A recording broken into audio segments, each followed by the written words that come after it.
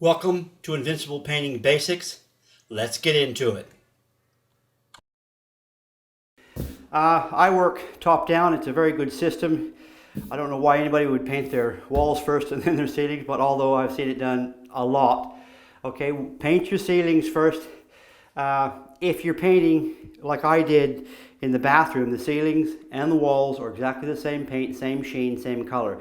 So I cut in the ceiling and the wall at the same time. Here we're going to do it separately because not only is this a flat plastic on the walls is going a low sheen, it's also a different color. So here's how I go about it first. I'm starting here because I'm set up here. It doesn't matter where I start here.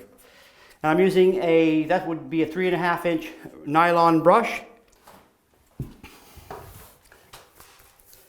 Notice how it's like I don't care if I get paint on the wall. That's a good thing. The top, because I'm going to be rolling the walls, I come out about 2 inches. This is a different color than what I've already got on there. This is very white. What I had on there before is it looks like I put some ochre and some black in it. So I don't think this is going to cover. White paint has very little pigment in it. So it's hard to cover. So I won't put this paint away tonight. Won't clean up because I might be doing this first thing in the morning if it needs a second coat of paint. There's nothing really hard about it. Take note also, which I'm always telling you guys, dip, tap, you're ready to go. If you dip, scrape all the paint off, you're going to be dipping 5 times more, 10 times more. So that's it. Ready to roll the ceilings. This ceiling has a slight slant. It's a normal ceiling height at that end of the shack. And here it's probably another 18 inches higher. So I've got a little sloped ceiling, a little bit harder to paint than a flat ceiling. If you would like to watch a video, I've made a video on rolling a slanted ceiling. So watch that video here. Because I've got other videos on rolling walls, I'm not going to go in depth here. So watch all my videos on rolling walls. You can see those here. And you can also see those if you go in the below, if you go into the About page under description. And I've got some links in there to those in case you want to come back. And because you're probably going to most likely want to keep your eyes riveted to this. So a couple of things. Look, I use a 9-inch roller. Most of the times here in Australia they use an 11-inch, so you can't work out of a bucket. You have to work out of a tray or a special built painter's tray. I always work out of a bucket. So I've come out about 2 inches on the ceiling. And just because I've come out 2 inches, I mean, you see some people come out 4 or 5 inches. You still want to go just as close to the corner without touching the wall or the cornice, if I've got a cornice like I do here. There's a lot of jobs I've been on and you can see every place where they've hit. And it's pretty cruddy. So I recommend don't do that and keep it more on the professional side.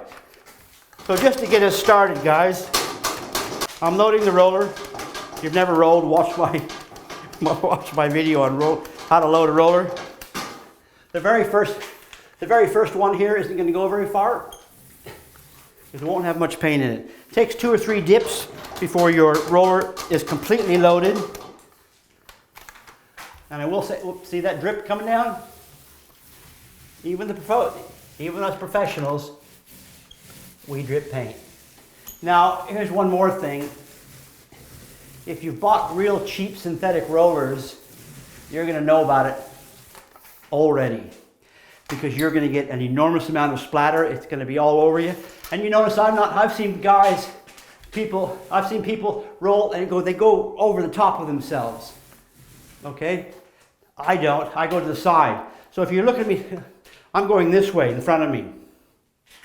Okay? And I'm also rocking a little bit. That also makes it easier.